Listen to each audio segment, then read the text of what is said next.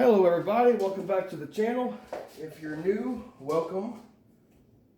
Excuse me. Of course the animals are going crazy because it's time for a reading. Oop, you know what? We're gonna call it your first one. All right, today a very special reading for the zodiac sign of Virgo.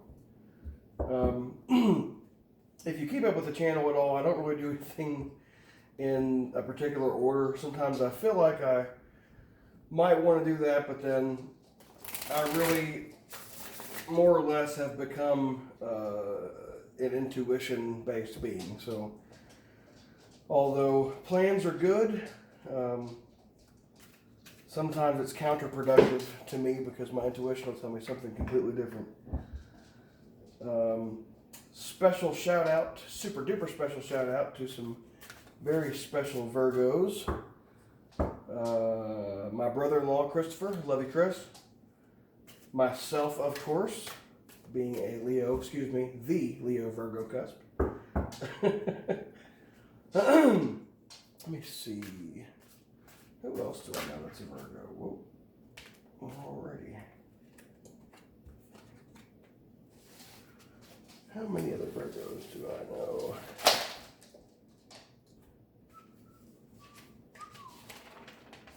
I have these written down somewhere. TJ, and since I can't find my list presently, I'm just going to leave it right there. Very super duper. Oh, almost forgot. Sort of a new acquaintance, but relative to one of my good friends, Davida. Davida! I'm sorry I can't help myself. That's okay.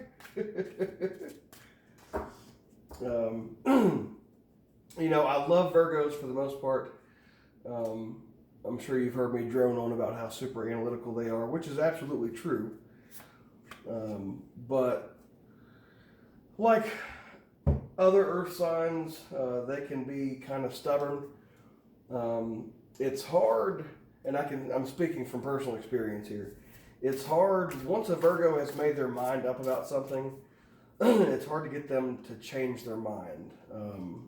Not as difficult as a Taurian, I would wager, but once a Virgo has convinced themselves that they're correct about something, there's really no change in their mind. It doesn't matter how much evidence you have. It doesn't matter, how solid your argument is.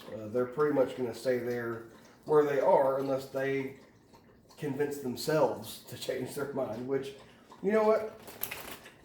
Just like most traits and characteristics of personality, that can be both a good and a bad thing, depending on how you choose to look at it. If you're familiar with the law of polarity, it's basically all the same. It's just what degree or what end of the spectrum. So, in general, very loving people make for really, really good parents. The Virgos that I know personally are outstanding parents, would do anything for their children. Can be strict, but when you're a parent, you kind of have to be sometimes. I was never a big fan of strictness. I was always kind of a little a-hole when I was a child. So, even though my parents are earth signs, actually Dad is on the cusp of Aquarius and Capricorn, so there's a little earth in there. But I made it difficult on them, and anyway, watching my friends raise their kids, my brother-in-law, really, really, really loving people. Kind of slow-moving. I would say Taurians are the ones that agonize over every detail of the situation because they're kind of afraid to be...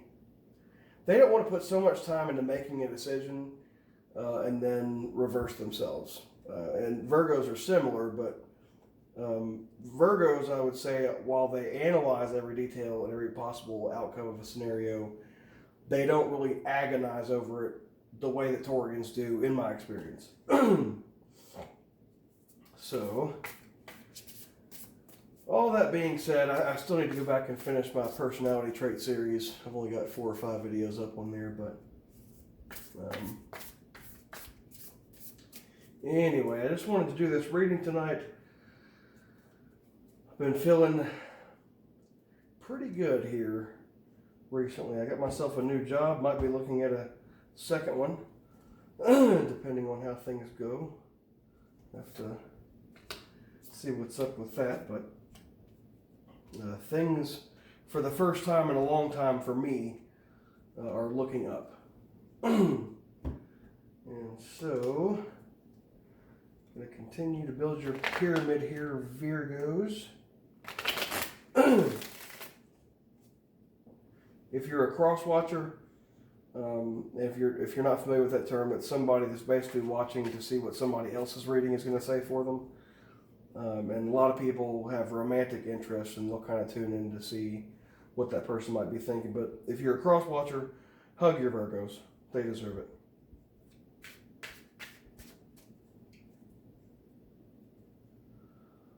Alrighty, that feels pretty good. Got some cards. Alright. And with that, we'll lay your final card. If you're new to the channel, we always end things on a positive note here at Fresh Lava Productions, with your capstone being a healing oracle card from the Archangel Raphael. Whoop.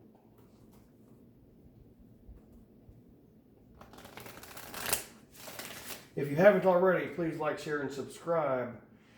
If you'd like to make a donation to the channel or book a personal reading, please leave me a comment in the comment section below, where you will also find my PayPal and Cash App information. You can also find me on Facebook at Fresh Lava Productions. And all right, there you go, Virgos. Your pyramid is built. Now, we had a couple of early jumpers, so we're going to leave those, flip the rest, and then see where this goes.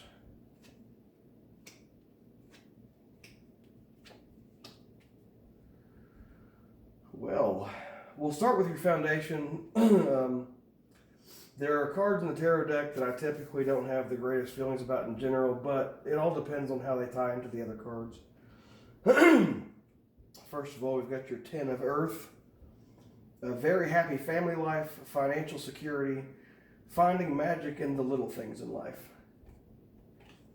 The 5 of Air, an unwise choice.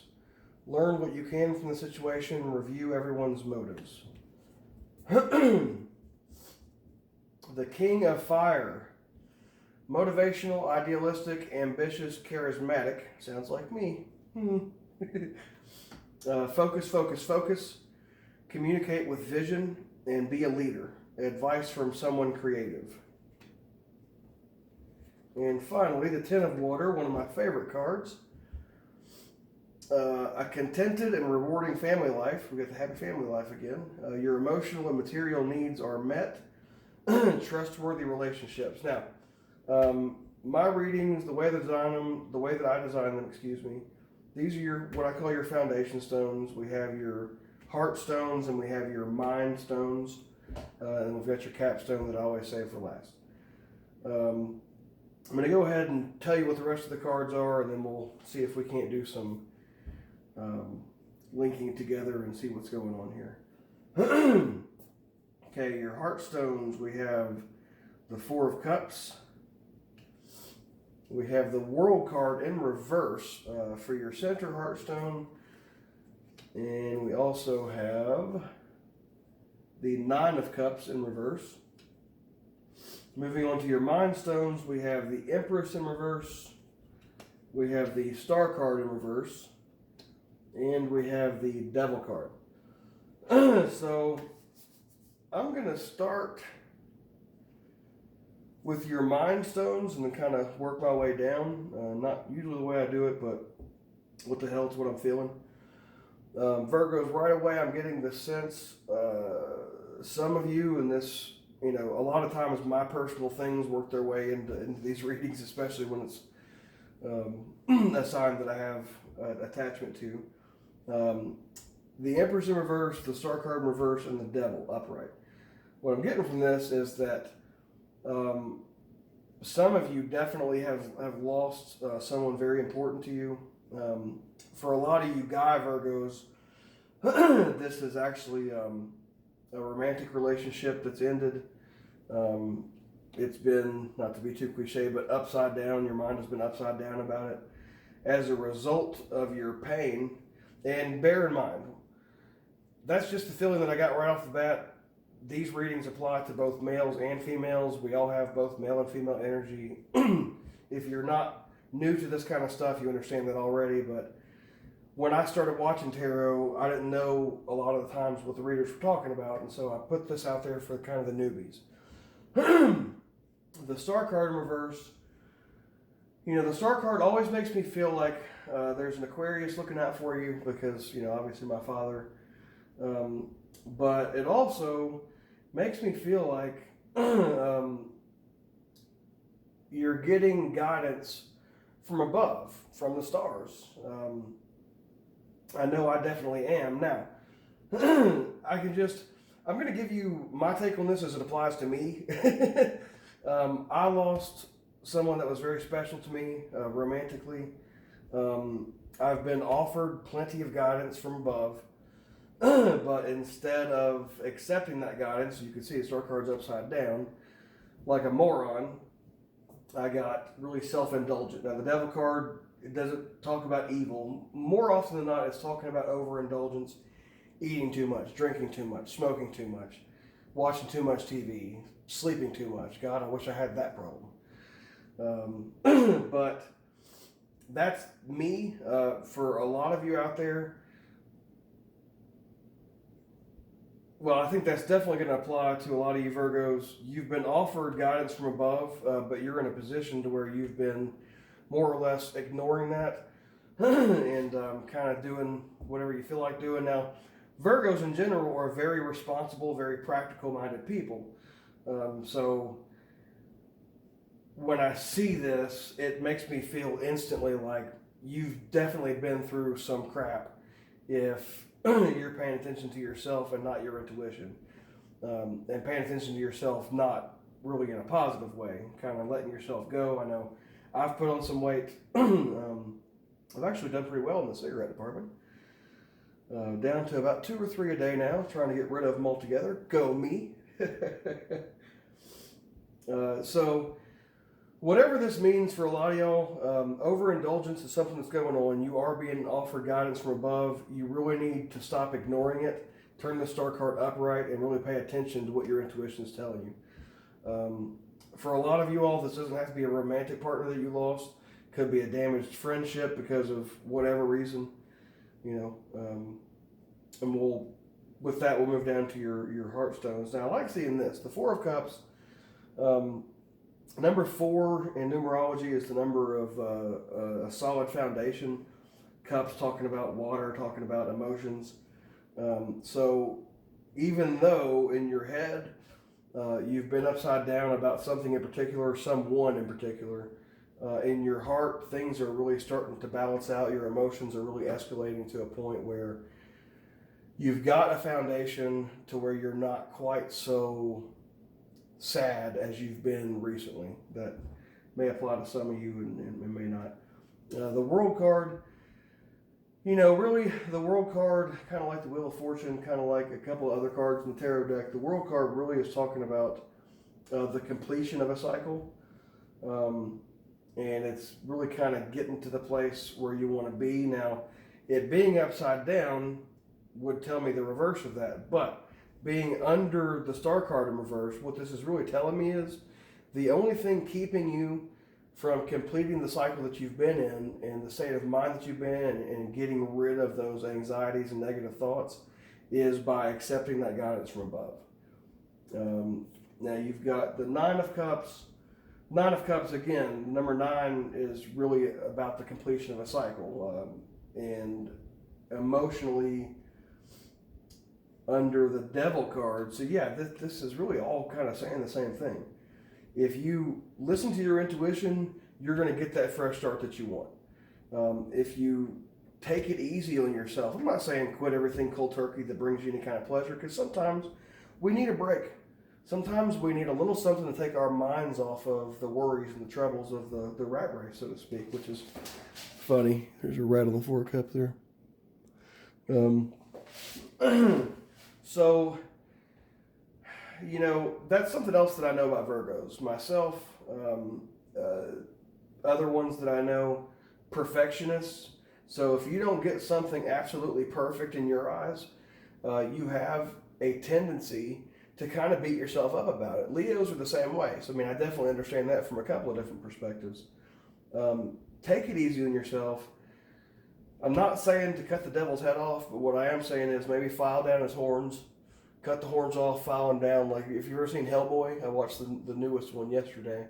You know, he cuts his horns off and shaves them down to where they're smooth and not such a burden on, you know, whatever it takes him to get into an elevator. These giant horns, that's going to stop you from going down certain paths, because the entrance to that path is a little bit tighter, so you need to be a little bit more centered and focused. You know, so overall, yeah, I mean, this is good stuff. Two of these cards, including the Ten of Water and the Ten of Earth, both are talking about a happy family life. So that's fantastic. If there's one thing I know that a Virgo likes, is for there to be peace and harmony within their circle of loved ones, whether that be blood or friends. And despite the hardships that you've been through recently, despite the mindset that you've allowed yourself to slip into, kind of more worried about things than you really need to be, things are actually moving in a very positive direction. Ease off of the throttle a little bit of beating yourself up and maybe doing things a little bit too much. Even ease up off of the throttle of overanalyzing things. That's easier said than done for us or y'all. There's somebody in your life, Virgo, motivational, idealistic, ambitious, charismatic.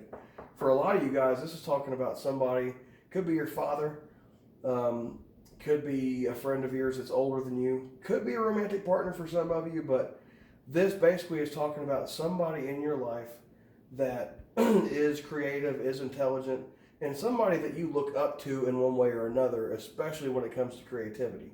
Fire energy is all about creativity, passion, you know, that drive, motivation, that's all fire, baby.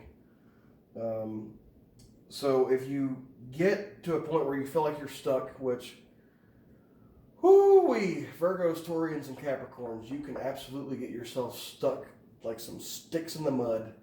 And I'm not insulting you, I'm talking about me too. But there is a person that intuitively you'll know who it is, that you can go to and ask their opinion on things, and they will have some good advice for you. An unwise choice, I mean, that's directly under the world in reverse, under the star in reverse. So I think the unwise choice in this case, for some of you, is worrying too much. For some of you, is overindulgence in whatever, you know, pick your poison might be. And yeah, that's what I got for you, Virgo. We're going to go ahead and wrap things up and reveal your capstone. And would you look at that? Leave a stressful situation behind. Dear Archangel Raphael, thank you for giving me the courage and willingness to take good care of myself, including surrounding myself with healthy relationships and positive situations. Can't make this stuff up, folks. And I'm going to go ahead and read from the book here. And then we'll close things out. See how much time we got here. All right. Trying to keep these readings to under 20 minutes. Or right around there. Because believe you me, I could talk for hours. For hours. Okay, leave a stressful situation. Okay, here we go. You drew this card because a stressful situation is affecting your health or the health of the person you're inquiring about. The ill effects that you're experiencing are the body's way of communicating that the current level of stress is beyond its coping capacity and it needs help now. If there is a way to permanently or at least temporarily leave the situation, this would create a corresponding relief of the adverse symptoms. So Virgos, that's what I got for you. I hope you enjoyed it. I hope I made you, man. Is it Mercury retrograde again? Because I'm tripping all over my words here. I hope I made you smile. I hope I entertained you. And I will see you next time. I love you guys.